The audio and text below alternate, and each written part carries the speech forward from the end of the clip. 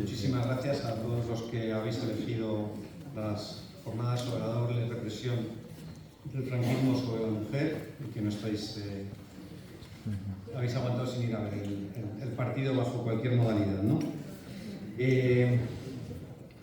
Al hilo retomamos un poco el resto de la jornada con esta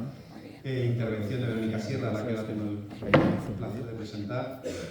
y recordándoos también que, bueno, pues al final de esta intervención, de 5 o 40 minutos con alguna pregunta que podáis hacer, pues pasaremos a proyectar el documental Vidas Rotas, que presentará también la asociación y que creo que, si no lo habéis visto, dura 45 o 50 minutos. Es impresionante verlo en pantalla grande, sobre todo porque son los testimonios de los descendientes de los presos y no hay ningún comentario ni ningún narrador, lo cual lo hace mucho más interesante, ¿no? Bueno, yo al hilo de esta mañana, y siendo muy breve, hay varias cosas o 3 cosas muy puntuales antes de presentar a Verónica que quería decir yo al tener la oportunidad de estar en esta mesa y agradecer a los compañeras y compañeros de la asociación de estar aquí, a todos los historiadores, historiadoras y compañeros que han venido y que han participado desinteresadamente en estas jornadas, también se lo quiero agradecer públicamente, en nombre de Eulalia y mío especialmente. Pero sí querría recordar sobre todo el silencio de mis abuelas cuando hablaba esta mañana Juan Carlos García Funes de la imposibilidad de encontrar fuentes muchas veces que no sean los testimonios. Pues yo pensaba mucho en los silencios de mis abuelas, ¿no? Y es algo que jamás olvidaré, que me he criado con ellos y que me han influido mucho de adulto, ¿no? Luego, cuando hemos estado hablando esta mañana, que si las elecciones del 33, pues hay una cosa que hacemos muy mal, los profesionales de la historia, de la historiografía y los que damos clase, que es hablar de sufragio universal. Y el 19 de noviembre conmemoraremos el 99º aniversario verdadero del sufragio universal femenino en España,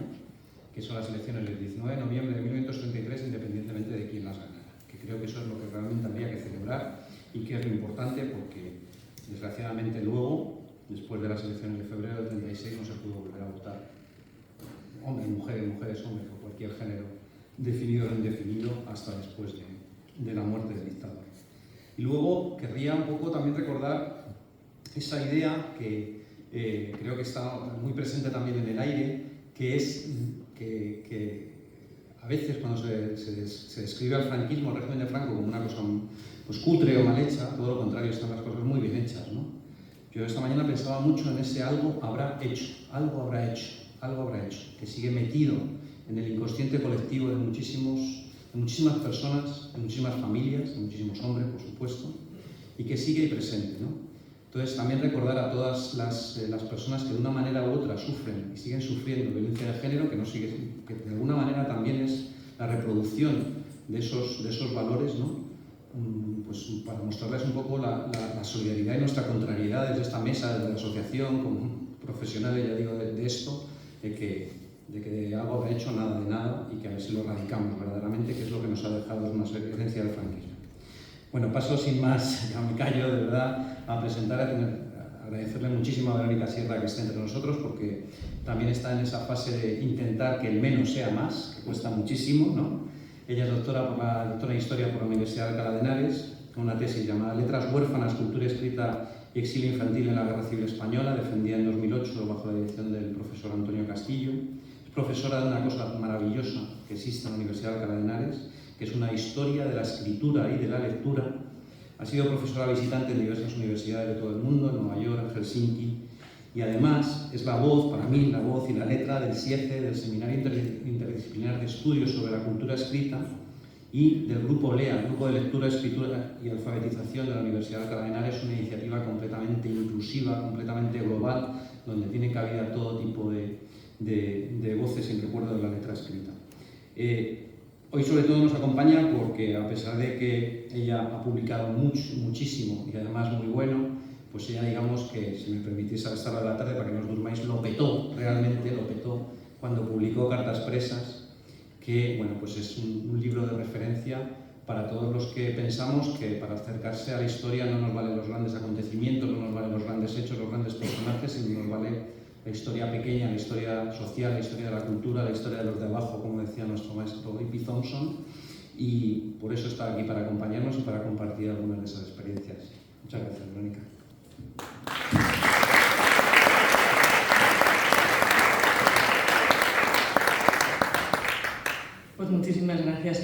se nota que somos amigos, ¿no? Esa presentación tan generosa que acaba de hacer. Muy buenas tardes a todas y a todos. Es para mí un placer de verdad estar hoy aquí en Torrelaguna en esta jornada de memoria histórica de la Sierra Norte de Madrid. Quisiera, antes de empezar, pedir disculpas a mis colegas de esta mañana. Por motivos personales no he podido estar presente en sus conferencias. Los conozco a todos, me hubiera gustado mucho escucharles una vez más, pero me ha sido imposible. Y, por supuesto, también pues, dar las gracias a la Asociación de Memoria Histórica Los Barracones de Bustar Viejo y, de manera especial, pues, al profesor Sergio Riesco por pensar en mí, por regalarme esta oportunidad estupenda para cualquier especialista, para cualquier historiador, que es, ¿no? Pues, estar en un foro diferente al académico, que es tan necesario y tan importante cuando lo que tratamos es de divulgar el trabajo que hacemos, ¿no? Como podéis ver en el título que le he dado a la conferencia, lo que voy a hacer en estos minutos que siguen es hablaros de la lucha por la memoria que protagonizaron las presas del franquismo. Y voy a tomar como ejemplo, para ilustrar el caso, un caso que conocéis sobradamente, me imagino todos los que estáis aquí, que es el de las 13 Rosas. El régimen franquista, como parte de su estrategia de dominio y de represión, se empeñó, y esto se ha subrayado seguro, ¿no?, esta mañana en las intervenciones de los demás, en criminalizar a las presas políticas. Pero lo cierto es que ellas lucharon sin descanso durante y después de la dictadura para demostrar que su escarnio no fue consecuencia de haber cometido ningún crimen, como se quiso en ese momento hacer creer, sino que fue únicamente debido a pensar de forma diferente a la de los vencedores y, sobre todo, a representar un modelo de mujer completamente contrario al impuesto por el modelo del nacionalcatolicismo. Las cartas que estas mujeres escribieron desde las prisiones en las que estuvieron privadas de su libertad, y especialmente aquellas que fueron escritas en capilla en sus últimos instantes de vida, constituyen hoy uno de los mejores registros que tenemos los historiadores y historiadoras para poder reconstruir esa lucha.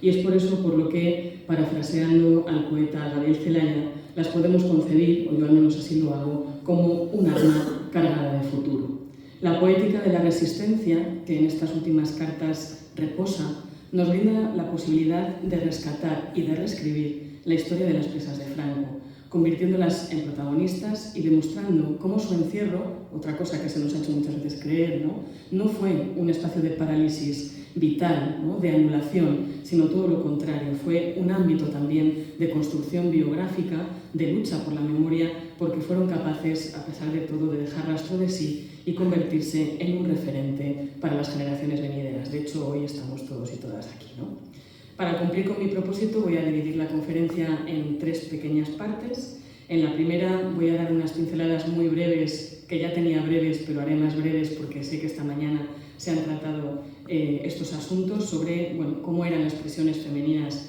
del franquismo y qué tratamiento jurídico se le dio a las presas políticas. En la segunda voy a definir qué son las cartas en capilla y a situarlas en el marco de la escritura y más concretamente de la correspondencia carcelaria y de todo el universo gráfico penitenciario en general, y en la última es donde me voy a detener en ese caso concreto, ¿no?, como ejemplo de lo dicho anteriormente, para ver cómo las presas del franquismo, en este caso las 13 Rosas, no se resignaron frente a ese propósito del régimen de criminalizarlas, siendo la escritura una de sus principales armas, un arma para defenderse, para salvaguardar su dignidad, y sus cartas en capilla, de manera más especial, el mejor reflejo de esa lucha, de esa batalla por la memoria que libraron entonces, que continuaron después y que hoy siguen librando sus familias y tantas otras personas, ¿no?, que las acompañamos. Ojalá que todo lo que yo pueda decir esta tarde y lo que esta mañana, ¿no?, mis compañeros hayan también puesto de manifiesto sirva para reconocer la lucha de todas las mujeres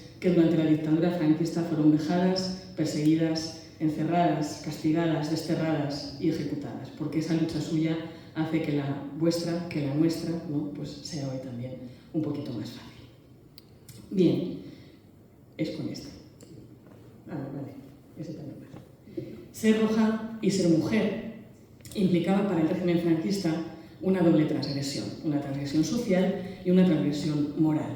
Para el nuevo Estado, el lugar de las mujeres, como bien sabemos, estaba en el hogar, ocupándose de las tareas domésticas, desarrollando su rol de madres sacrificadas, de hijas obedientes o de abnegadas esposas dependientes del varón y sin capacidad de decisión o actuación al margen de él. todo lo que se saliera de ahí no solo era subversivo, sino que también era condenable y punible.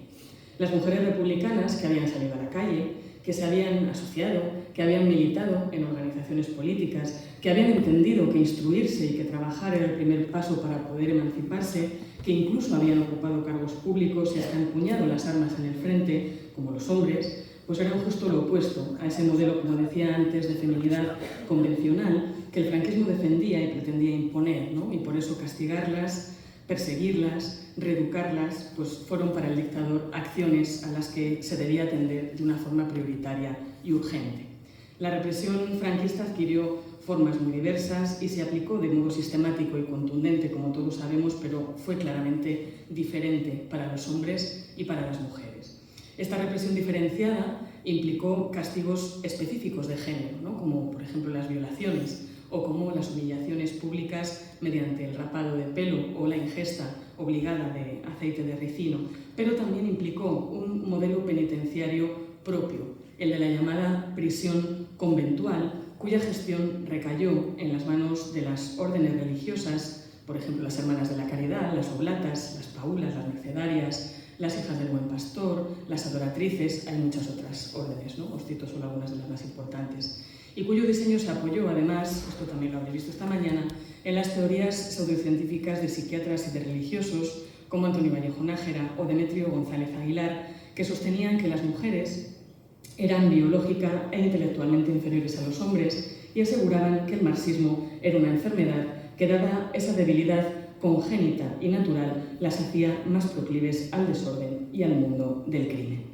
Así lo explicaban en mayo de 1939 en un artículo titulado Psiquismo del fanatismo marxista, investigaciones psicológicas en marxistas femeninos delincuentes. Esto se publicó en el número 9 de la Revista Española de Cirugía y de Medicina, que dirigía Vallejo Nájera, quien fuera jefe de los servicios psiquiátricos del Ejército Sublevado y luego el primer catedrático de psiquiatría de la Universidad de Madrid, después Complutense, ¿no? Y su colaborador más cercano, el médico Eduardo Martínez, que dirigía la clínica psiquiátrica de la prisión provincial de Málaga y que luego fue nombrado jefe de servicios sanitarios de esta misma prisión, ¿no? Aceptando presupuestos como estos, el franquismo no hacía sino, como han señalado muchos especialistas, como Maro Gómez Bravo, como Encarnacio Marraquero, como Paloma Navarro, como Matilde Iroa, entre otros, ¿no? Resolver un conflicto sobre la naturaleza jurídica de la mujer prolongado durante más de medio siglo, ¿no? Que terminó afirmando su tendencia innata a perderse y su minoría de edad legal. Para el régimen, por tanto, en España no había presas políticas, sino que había delincuentes, había prostitutas, había ladronas y más que delitos lo que cometían todas estas mujeres descarriadas eran pecados. Siguiendo las directrices de las jefaturas locales y provinciales de prensa y propaganda, los medios de comunicación, cuando daban noticias sobre las detenciones o sobre los juicios, se referían siempre a las presas como maleantes, ¿no? O como delincuentes comunes y nunca como prisioneros políticas, empleando un vocabulario siempre peyorativo, específicamente destinado a ridiculizarlas, a degradarlas. En este glosario condenatorio predominaban términos, por ejemplo, como pervertidas, crueles, degeneradas, corruptas, incultas, deslenguadas, soeces, irreverentes, peligrosas y, como vengo remarcando, predispuestas al crimen. El resultado de esta estrategia propagandística fue la identificación entre roja y criminal, que caló hondamente, lo decía hace un momento Sergio también, ¿no? Lo seguimos viendo todavía hoy, caló hondamente en la sociedad española de la posguerra y en la sociedad que siguió, y sobre la que se asentó la idea de que para que estas mujeres caídas, ¿no? Como en su día las denominó la profesora Mirta Núñez, pudieran de alguna forma regenerarse, no bastaba con redimirlas ideológicamente, sino que era necesaria también y sobre todo lograr su redención espiritual, aspecto en el que esta mañana me imagino vosotros también habéis incidido y por tanto pues no voy ahora a profundizar en ello.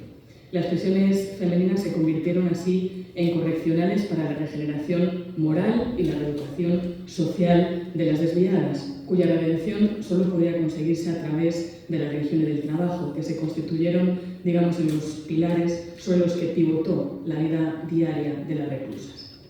Gracias a los testimonios que nos han llegado, por suerte tenemos muchos, ¿no?, y en los numerosos trabajos que se han realizado, sabemos que a las presas se les obligó a participar en los ritos religiosos, a bautizar a sus hijos, a confesarse y a mantener regularmente además charlas doctrinales con el capellán de la prisión y, por supuesto, a asistir, ¿no?, a las sesiones diarias de catequesis. Por otro lado, a diferencia de lo que ocurrió con los hombres, las mujeres no fueron consideradas aptas para la redención de penas por el trabajo. Las presas no redimieron condena por trabajar, ni abandonaron el mundo de la cárcel para ello y se dedicaron, salvo en contadas excepciones, exclusivamente a sus labores, es decir, a cocinar, a lavar, a coser y a planchar. El régimen entendió que esta era la mejor manera de reconducirlas a su espacio natural, el doméstico, el privado, ¿no?, y apartarlas de la vida pública, de la política, del vicio y, por ende, de la delincuencia. Por ese mismo motivo, en las prisiones femeninas no hubo escuelas más allá de las escuelas del hogar de la sección femenina, ni se desarrollaron tampoco cursos de alfabetización o de formación, como sí ocurrió en las prisiones masculinas, al margen, lógicamente, de las que las propias reclusas de manera clandestina pudieron organizar, ¿no? Tenemos constancia de que muchas de las reclusas, sobre todo las que eran maestras, pero también, ¿no?, las mujeres que tenían estudios superiores o incluso estudios medios, pues crearon y regentaron estas escuelas clandestinas en el interior de los presidios y dedicaron su tiempo en reclusión pues a enseñar, a culturizar, a concienciar también a sus compañeras. A pesar de que existen muchas investigaciones que han contribuido a desentrañar cómo funcionaron los diferentes centros penitenciarios femeninos de la España franquista, cuántas presas pasaron por ellos y en qué condiciones vivieron, es muy difícil todavía hoy precisar el número total de mujeres encarceladas y ponerles a todas ellas un nombre. Y más difícil todavía es saber el número de niños que nacieron y que vivieron en prisión y los destinos que los mismos tuvieron pasados esos 3 años, ¿no?, que se les permitió estar junto a sus madres según la orden de 30 de marzo del 40. ¿no? En su inmensa mayoría no se hizo constar a los niños en los libros de registro, ni los de entrada ni los de salida en las prisiones, y eso, bueno, pues lo han demostrado magistralmente trabajos como los de Ricarbelis o Montserrat Mengol o Ángela Cenarro o Rosa María Aragones. Esta dificultad para identificar a las presas y a sus hijos radica además en la ocultación y en la tergiversación de la que hicieron gala las autoridades franquistas, ¿no?, en que la documentación que se conserva de o sobre las cárceles de mujeres en el ámbito público es realmente muy escasa o no se puede consultar todavía en nuestros días, ¿no? Hay muchos fondos que desaparecieron o que fueron destruidos o que han sufrido daños derivados, ¿no?, pues de accidentes de distinto tipo. Otros siguen todavía sin catalogarse. Hay archivos que están en centros penitenciarios que todavía están funcionando, ¿no?, y que por eso pues, resulta imposible poder acceder a ellos. O hay documentos que únicamente pueden ser solicitados y consultados, ¿no? Hay unas grandes limitaciones en esto por familiares de las víctimas, lo cual supone en cierta medida también pues, un corte, ¿no?, una limitación para la investigación, porque cuando ya no hay nadie quien pueda preguntar, pues claro, esos documentos, ¿no?, pues nunca van a salir de donde están. Por lo que respecta al ámbito particular, la situación no es que sea mucho mejor, ¿no? Muchas familias,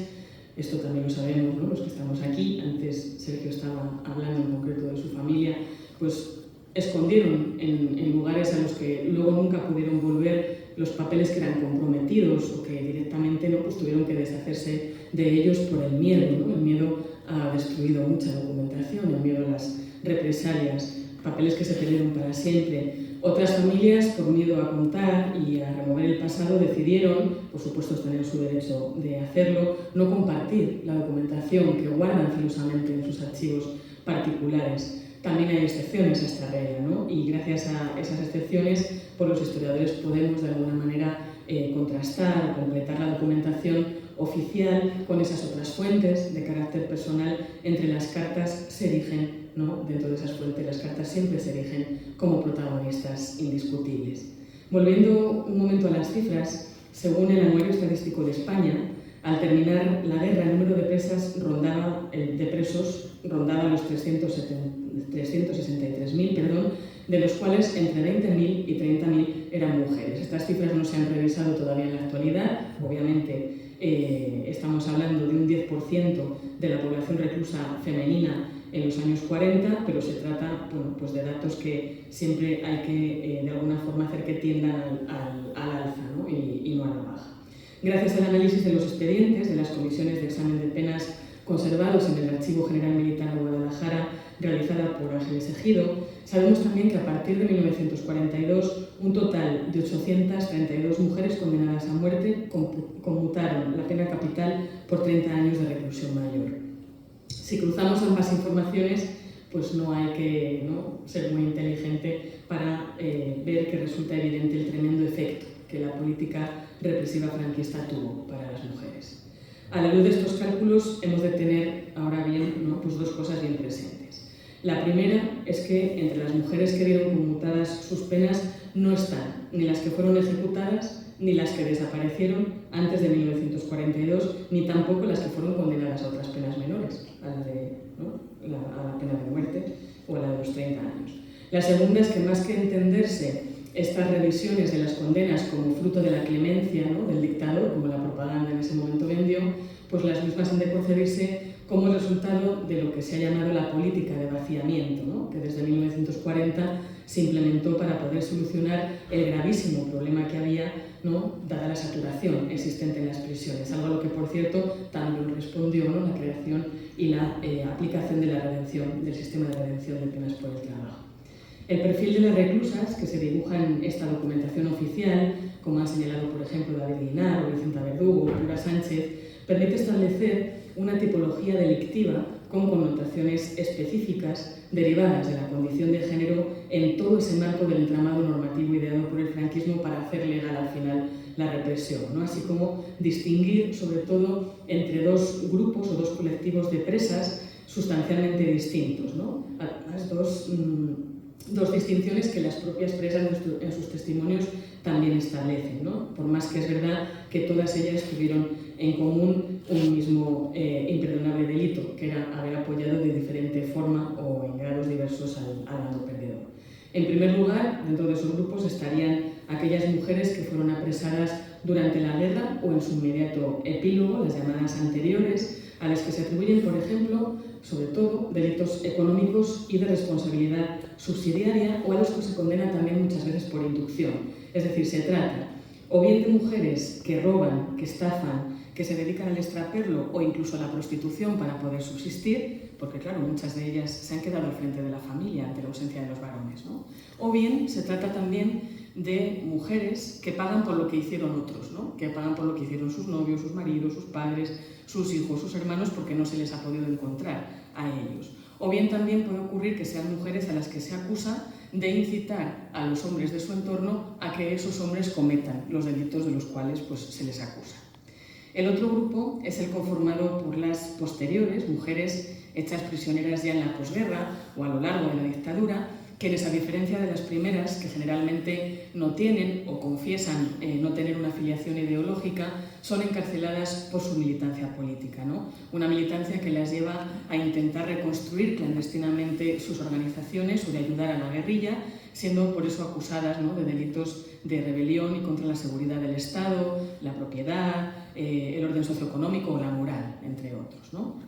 Entre estas presas posteriores, a las que Ricard Viñes denominó las irredentas, fueron consideradas mucho más peligrosas que las anteriores, por esa reincidencia y sobre todo por ese compromiso ideológico que tenían. Y por eso fueron también castigadas con mayor dureza y sufrieron las condenas más largas,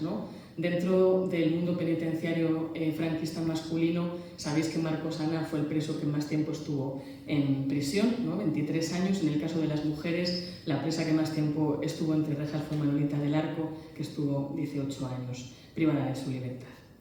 Bien, trazado brevemente este contexto, que me parece importante para poder situarnos ahora en el tiempo y en el espacio, y que me imagino que habrá servido para recordar algunas cosas de la mañana y espero que para no reiterar demasiadas, vamos ahora a centrarnos en lo que yo denomino el universo gráfico carcelario, para poder entender cómo las cartas constituyen solo una, aunque la más importante, de las múltiples formas de creación y de articulación de la memoria que se dieron cita en el interior de las prisiones del franquismo. Dada la identificación muy bien, como no lo veo aquí en la pantalla, la identificación que se produce entre escribir y vivir en reclusión, la escritura se erige como un elemento clave en la vida de los prisioneros y prisioneras, pero también en el día de quienes se encargan de controlarles, ¿no? Como afirmó Michel Foucault, el panóptico, que está ahí dibujado, ¿no?, ideado por Jeremy Bentham, que desde el siglo XIX se va a convertir en el modelo arquitectónico a seguir en la construcción de todos los establecimientos penitenciarios de todo el mundo, no puede entenderse solo como una estructura diseñada para poder ejercer una vigilancia eficaz e indiscriminada, se sitúen donde se sitúen, ¿no? Pues al final, no para atrás, eso digo, si no veis el panóptico no lo vais a entender, ¿no? Te sitúes donde te sitúes dentro del panóptico, todos pueden verse a todos, ¿no? Por eso se decía que era una estructura, bueno, pues con que tenía una vigilancia muy eficaz y que de alguna manera pues no permitía, ¿no? El control era prácticamente absoluto, sino que dentro de ese panóptico, haciendo, ¿no?, pues una metáfora del panóptico, lo que ocurre es que ese universo se puebla también, no solo de control físico, sino también de escrituras que conforman la historia de cada prisión, ¿no?, y de quienes la habitan, sean vigilantes o sean vigilados. Es verdad que el uso que cada uno de estos que habitan la prisión tiene de la escritura es distinto. Es decir, por un lado nos encontramos, ¿no?, a las autoridades y a los funcionarios que emplean la escritura sobre todo con el objeto de gestionar, con el objeto de castigar, con el objeto de someter, de vigilar a los reclusos y reclusas, y por otra parte, ¿no?, pues estaría el uso que los prisioneros y prisioneras hacen de la escritura como un arma frente al sometimiento, como una forma de resistir a las privaciones y a las dificultades que se aparejan a la vida cotidiana en prisión. Esta continua necesidad de escribir, inherente al encierro, ha llevado a Philippe Astier, por ejemplo, a definir la prisión como una máquina grafómana, es decir, como uno de los más potentes productores de escritura que existen a lo largo de la historia y que siguen existiendo, ¿no? Centrándonos en el universo gráfico de los prisioneros, dejando a un lado a los vigilantes que hoy no nos interesan, los testimonios escritos carcelarios que nos han llegado reflejan cómo escribir fue una de las principales herramientas que los presos del franquismo tuvieron a su alcance para sobrevivir, para rebelarse contra las injusticias, para salvaguardar su identidad, para denunciar las atrocidades y las penalidades sufridas a diario entre rejas, para contar su versión de la historia y, por supuesto, en el caso específico de las reclusas, para reclamar su condición de presas políticas y defenderse del carácter criminal que el régimen les atribuyó. Es verdad que en ocasiones el ejercicio de escribir es algo que les fue ajeno, es decir, que fueron otras personas las que escribieron a instancias de las autoridades franquistas con el fin, ¿no?, pues de aportar pruebas que pudieran ayudar o condenar a las presas. De esto sabe mucho Paquita Moya, que nos acompaña también esta tarde, ¿no?, enviando avales, certificados de conducta a las prisiones, a los juzgados, que cuando fueron positivos, porque lógicamente, ¿no?, pues no todos lo fueron, sirvieron por lo general de poco o de nada, como ella ha demostrado en algunos de sus trabajos, ¿no? Otras veces escribir fue un ejercicio impuesto, ¿no?, porque las reclusas se vieron obligadas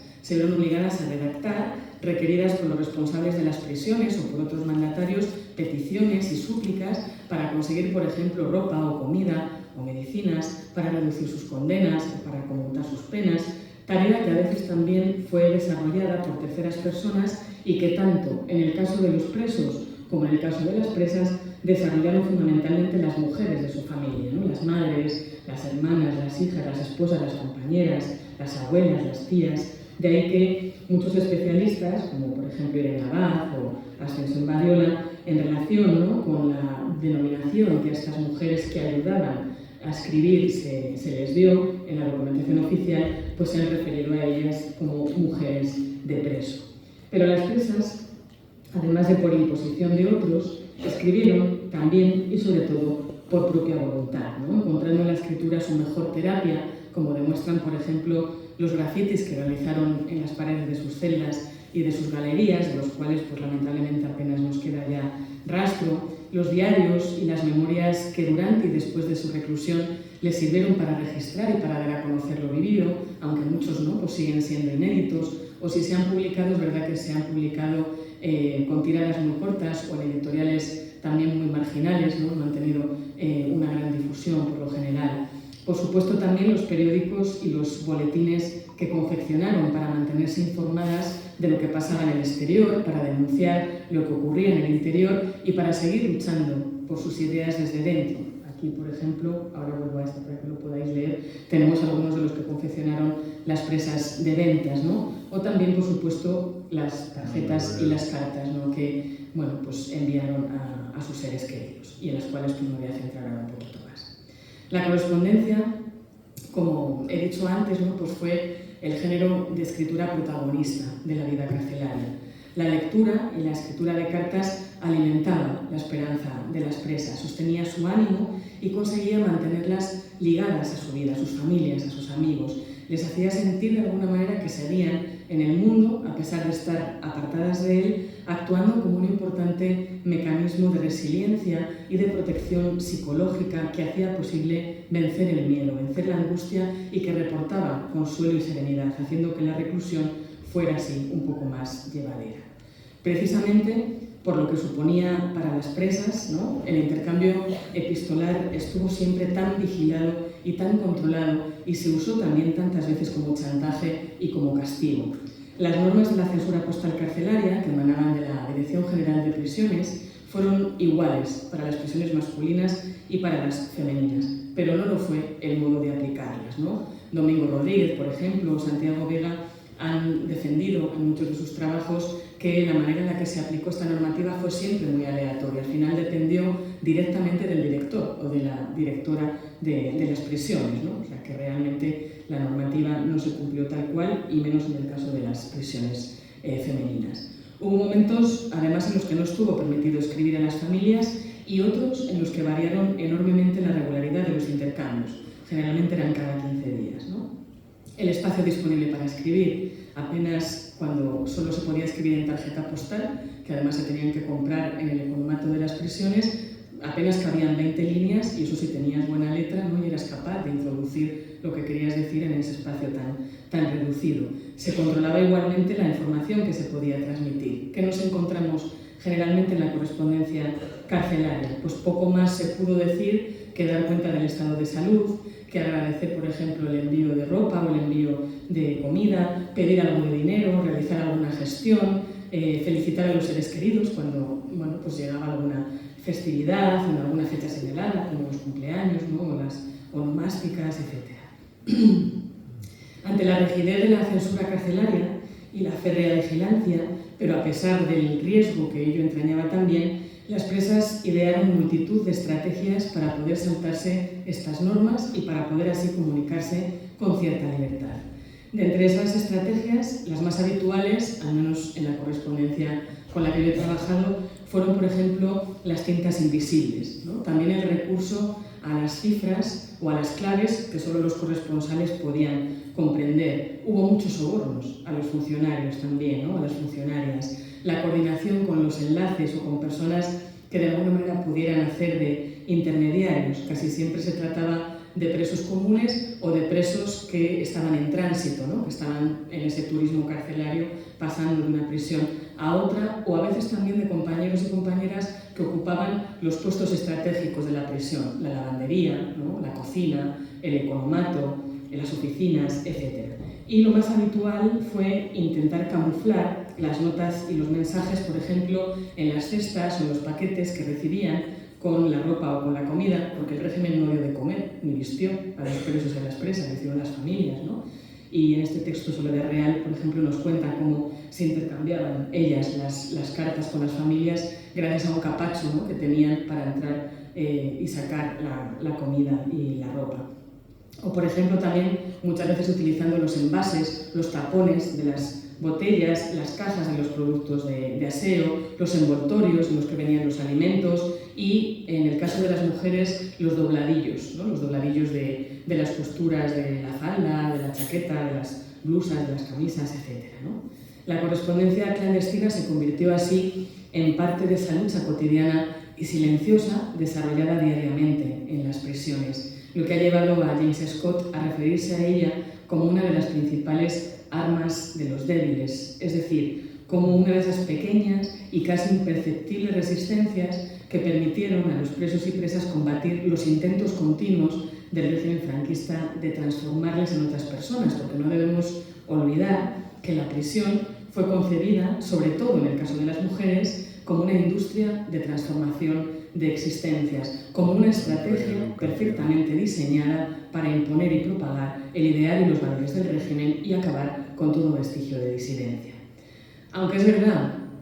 que todas las cartas, incluso las que cuando las leemos parece que no nos dicen nada, fueron parte de esa lucha o de esa resistencia diaria, son las cartas en capilla, como he avanzado al iniciar la charla y como vamos a ver ahora, las que mejor reflejan y las que más huella han dejado de ella también en los testimonios de las presas y en nuestra memoria colectiva. Hay dos puntualizaciones que debo y quiero hacer antes de seguir, ¿no?, en relación con esas distinciones que hubo en el uso de la escritura en el caso de las prisiones masculinas y en el caso de las prisiones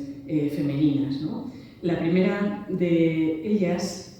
son dos precisiones que nos llevan a entender por qué hay tanta diferenciación también en los conjuntos documentales que hemos conservado, ¿no? Es decir, por qué hay mucha más documentación de hombres que de mujeres en la mayor parte de los archivos públicos y privados, ¿no?, en los que trabajamos, quienes nos dedicamos a estos temas. La primera de esas puntualizaciones tiene que ver con las tasas de alfabetización, con las tasas de alfabetización femenina que fueron obviamente muy inferiores a las tasas de alfabetización masculina. En aquel entonces, estoy hablando de los años 30, 40 hasta el 43, la población femenina alfabetizada en España no superaba el 58%. Por más que las presas que sabían leer y escribir se prestaran muchas veces, como hemos dicho antes, ¿no?, a hacer de maestras o a ejercer de delegadas de escritura y de lectura para sus compañeras analfabetas o para sus compañeras iletradas, no siempre les fue posible atender una demanda tan sumamente amplia, ¿no?, ni tampoco siempre tuvieron la capacidad de hacerlo al estar, ¿no?, pues tan controladas o tan vigiladas, o incluso permiso, ¿no?, que a veces tenían que pedir permiso para poder escribir las cartas de las compañeras, por ejemplo, ¿no? Claro, la instrucción de las presas, lo hemos dicho, no era algo que interesase al régimen. Si permanecían en la ignorancia, pues serían menos peligrosas y por ende también resultaría pues mucho más sencillo controlarlas. Por lo tanto, el primer hándicap que tenemos que tener en cuenta es que las tasas de alfabetización impidieron que muchas mujeres pudieran escribir de propia mano cuando lo necesitaron o cuando quisieron su correspondencia particular. La segunda tiene que ver con el hecho de que, aunque las condiciones de vida en las prisiones masculinas y las femeninas fueron similares, igualmente difíciles, igualmente crueles, las mujeres tuvieron considerablemente menos tiempo libre que los hombres, ¿no? El nacionalcatolicismo concibió el ocio como causante del pecado y, dado que las mujeres eran proclives a pecar, ¿no?, pues el tiempo de recreo y el tiempo de descanso brillaron por su ausencia en las cárceles femeninas. Según han puesto de manifiesto, entre otros, Fernando Hernández Holgado, las mujeres tenían tareas y obligaciones durante toda la jornada, desde primera hora de la mañana hasta prácticamente el toque de queda de la noche. Y además, las que eran madres, no lo olvidemos, debían atender a sus hijos, ¿no?, o si estos ya no estaban con ellas y su tutela no se le había concedido a algún familiar o conocido, vivían continuamente angustiadas, ¿no?, por saber de ellos o intentar tener noticias de ellos, de su paradero, o de conseguir, ¿no?, hallar el lugar en el que los mismos se encontraban. Pero aunque las presas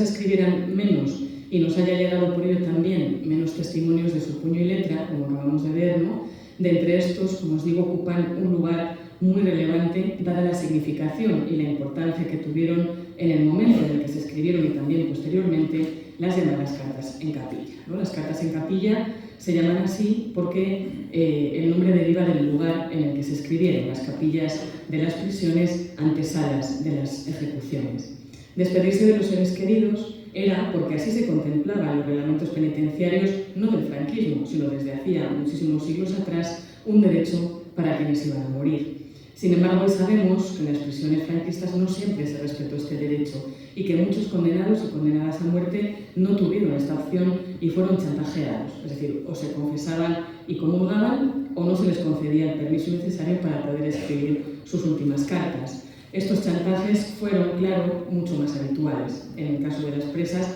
por todo lo que hemos dicho previamente, ¿no? La influencia ejercida por los capellanes de las prisiones la vía elegida también para hacer llegar las despedidas, ¿no? No era lo mismo usar la vía oficial que usar la vía clandestina. El estado físico y anímico en el que se encontraran las presas en el momento mismo del escribir y los recursos que tenían, vuelvo a decir que la escasez, ¿no?, de los instrumentos de escritura, del papel dentro de las prisiones, pues fue muy habitual, eran prácticamente, bueno, pues, artículos de lujo, hizo que en muchas ocasiones para poder escribir se tuvieran que utilizar los soportes que se tuvieran a disposición. O sea, cualquier soporte que penséis sobre el cual se puede escribir se utilizó para escribir cartas en capilla. Desde el propio mobiliario de la prisión, los bancos, por ejemplo, o las paredes o los suelos, hasta, por ejemplo, las cajetillas de tabaco, la ropa, es decir, absolutamente todo aquello que permitiese que se escribiera pudo ser soporte de la escritura cuando faltó el papel, ¿no? Igual que en el caso de las tintas se utilizaron, pues, otros materiales, ¿no? Todas estas cuestiones que acabo de decir hicieron muy diferentes unas cartas en capilla de otras, ¿no? Y materialmente hablando también nos hablan de esa circulación distinta que las mismas tuvieron. Pero todas tuvieron una cosa en común, ¿no? El objetivo que tenían que cumplir era dejar constancia de los últimos deseos y voluntades de sus autoras. De ahí que hablemos de las cartas en capilla siempre como documentos con valor testamentario, ¿no?, en cuanto que recogen esas últimas voluntades. Junto a ello, consolar a las familias, declararse inocentes, reafirmar sus ideas y pedir que no se les olvide, que se les haga justicia, fueron, ¿no?, pues, otros objetivos que guiaron a las presas, a las condenadas a muerte para escribir, ¿no?, su correspondencia en capilla. Si hubiera que señalar, digamos, un rasgo característico, diferenciador de las cartas en capilla frente a otras cartas, esa diferencia, en el caso, ¿no?, de los hombres y de las mujeres, sería el hincapié que las presas hacen en su inocencia, ¿no? Dejar constancia de que mueren por sus ideas y demostrar y asegurar que ellas no son responsables de los delitos que les imputan es la manera que tienen, ¿no?, de reclamar esa condición de presas políticas y de diferenciarse de las presas comunes. Un empeño que, por otro lado, pues, estuvo también siempre presente durante su encierro, ¿no? Aquí os he puesto algunos testimonios como muestra. Unas palabras que pertenecen a Tomasa Cuevas, a Consuelo García, a otra presa, a Carmen Gómez,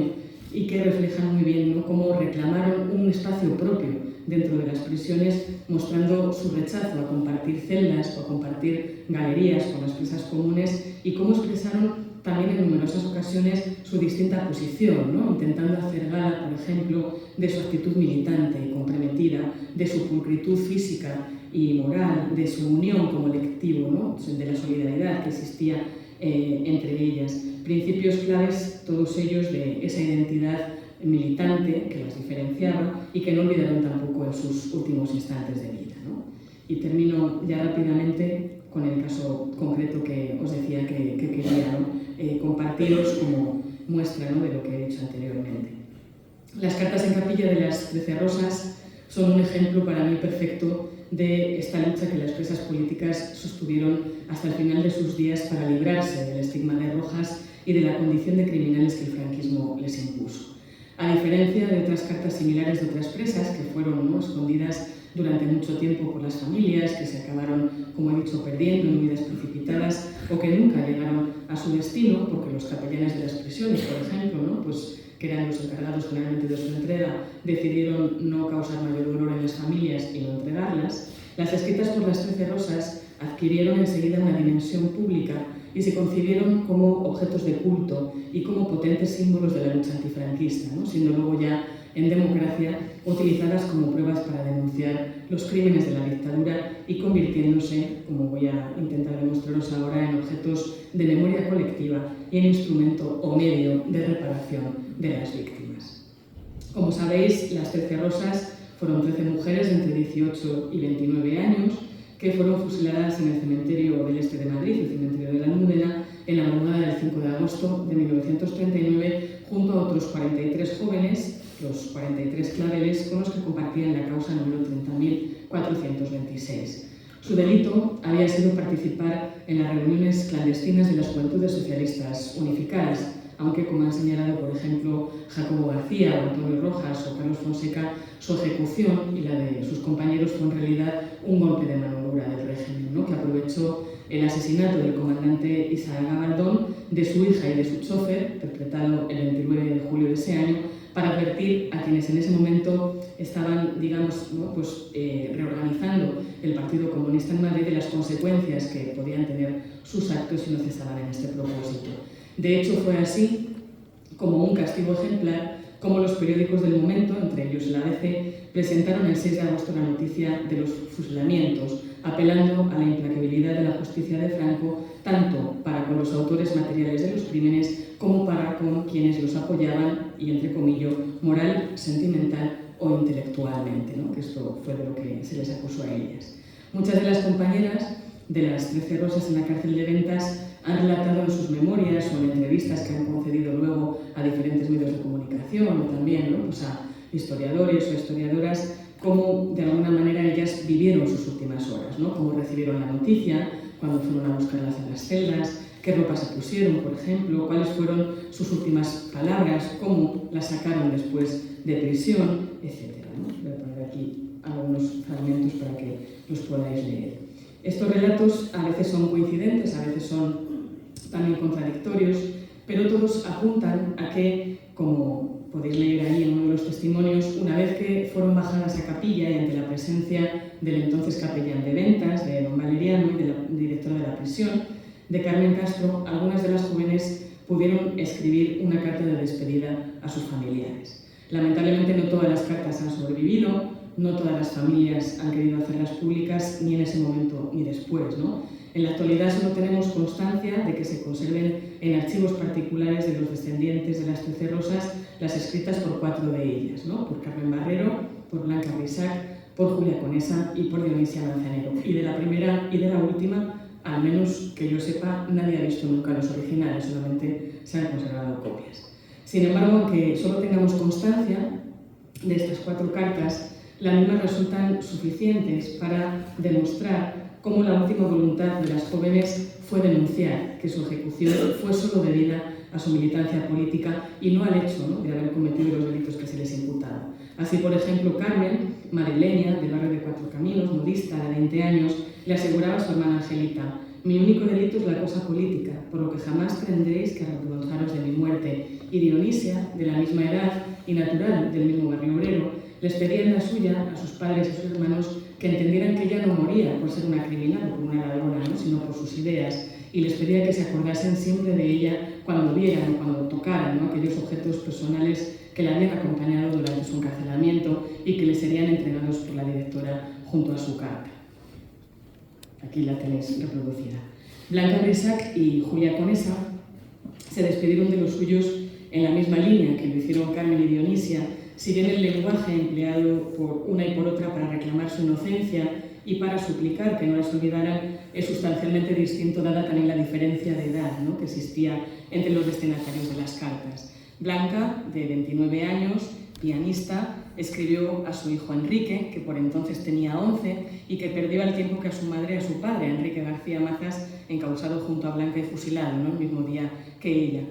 Blanca concibió su carta como una especie de guía de conducta para el futuro, para su hijo, ¿no?, en la que el niño pudiera encontrar, cuando lo necesitara, el consejo de una madre que no iba a poder estar con él, ¿no?, y los recuerdos y los encargos que ésta le hacía en esos últimos instantes de vida. Por su parte, sin embargo, Julia, de 19 años, modista, como Carmen y cobradora de tranvías, les envió sus últimas palabras a su madre y a sus hermanos, rogándole que no le lloraran. Entendieron que si ellos, ¿no?, lloraban y les veían llorar, pues de alguna manera estaban rindiéndose, ¿no?, y que era muy importante que, como ella, se tragaran las lágrimas, que no mostraran esa debilidad, que no mostraran esa flaqueza ante los verdugos, porque ella entendía que ese era un último acto de resistencia, ¿no?, que los suyos tenían que hacer de alguna manera en su honor. Creo que es una carta que seguramente habéis leído en alguna ocasión, pero que os proyecto aquí también. Y termino, ¿no? Si ya algo han demostrado quienes tuvieron la oportunidad de acompañar a las condenadas a muerte a escribir sus cartas en capilla, y si algo puede revelarnos hoy también su atenta lectura, es cómo estas cartas actuaron como morfina contra el miedo y la angustia y ayudaron a sus autoras a prepararse de alguna manera para morir. En ellas, al igual que hicieron las 13 Rosas, las presas del franquismo registraron sus últimos pensamientos, emociones y voluntades, siendo la más importante de todas ellas la de limpiar sus nombres, negando con firmeza los crímenes de los que se las acusaba. Quizás ellas entonces no lo sabían, pero el hacerlo ha resultado clave para conseguir que su propósito se haga realidad, porque palabras como las suyas, esas armas cargadas de futuro, han servido para descriminalizar a las mujeres represaliadas por la dictadura, para reparar su memoria y para exigir que se les haga justicia. La historia de las 13 Rosas no se quedó encerrada en la prisión de Ventas, como sí lo hicieron sus últimos alientos. Tanto sus familiares como otras presas y los camaradas de su partido denunciaron en el momento o posteriormente lo ocurrido y lo hicieron además haciendo públicas estas cartas de muy diferentes maneras. Se publicaron en ese mismo momento, estoy hablando del año 39 y del año 40, en la prensa y en la radio clandestinas. Se hicieron copias para que circularan, ¿no?, entre los conocidos, entre los vecinos. Se leyeron una y otra vez en las reuniones del partido, en las comunidades, y gracias a ello fue posible que llegaran hasta nosotros, ¿no?, y que los especialistas hayamos podido emplearlas como fuentes históricas. También debe tenerse en cuenta en el impacto y en la difusión que han tenido las cartas en Capilla de las 13 Rosas, la conmoción que provocó su fusilamiento a nivel internacional, ¿no? La indignación mundial que se desató por su ejecución desembocó en numerosos actos de protesta que denunciaron la falta de pruebas y el asesinato cometido por el régimen franquista de unas menores de edad, aunque en realidad solo 7 de las 13 lo eran en ese momento. La polémica que el caso generó y el simbolismo que adquirió luego en el marco de la lucha antifranquista convirtió poco a poco a las 13 Rosas en una leyenda que se fue alimentando con el paso del tiempo y que aún hoy sigue siendo objeto de interés mediático y de instrumentalización política, y si no, pues valga compensarlo en algunas noticias también recientes en nuestros medios de comunicación que han vuelto otra vez a poner sobre la mesa el desconocimiento que algunos tienen de nuestra historia. La publicación de las memorias de otras presas, como las que aquí hemos citado, ¿no?, de trabajos de investigación, de novelas, de biografías, el estreno de documentales o también de películas, la inauguración de monumentos en homenaje y en recuerdo, ¿no?, de las jóvenes, como por ejemplo el del Parque Grande José Antonio Labordeta en Zaragoza o el de la calle Gurutxaga de Durango, donde han quedado inmortalizada en piedra la conocida postdata de Julia Conesa, y la celebración también de numerosos actos conmemorativos en el cementerio de la Almudena, por cierto, ¿no?, que en el Ayuntamiento de Madrid todavía no se ha dignado a restaurar los nombres, ¿no?, de los fusilados por el franquismo en Madrid, 2.934 personas cuyos nombres se borraron del memorial en 2019, ¿no? Actos organizados, por ejemplo, como los de la Fundación 13 Rosas o el colectivo también Memoria y Libertad, que suelen cerrarse casi siempre con la lectura de una de estas cartas, ¿no?, de las 13 Rosas, o con la respuesta que algunos de sus familiares les han dado a las mismas, ¿no? Todo ello nos muestra una cosa, que es al final cómo ha sido posible cumplir con el deseo de las jóvenes, ¿no?, con lo que ellas expresaron, que su nombre, como decía Julia Conesa, no se olvide y que su lucha, su inocencia y su honradez pues queden para siempre grabados en nuestra memoria y en nuestra historia. Muchas gracias.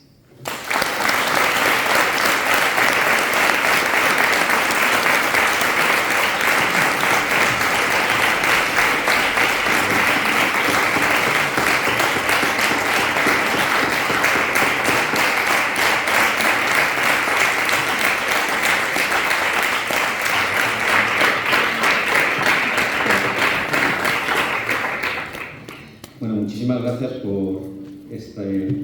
ejercicio de verdad, de justicia y de reparación que acabas de hacer en este rato de sobremesa. Y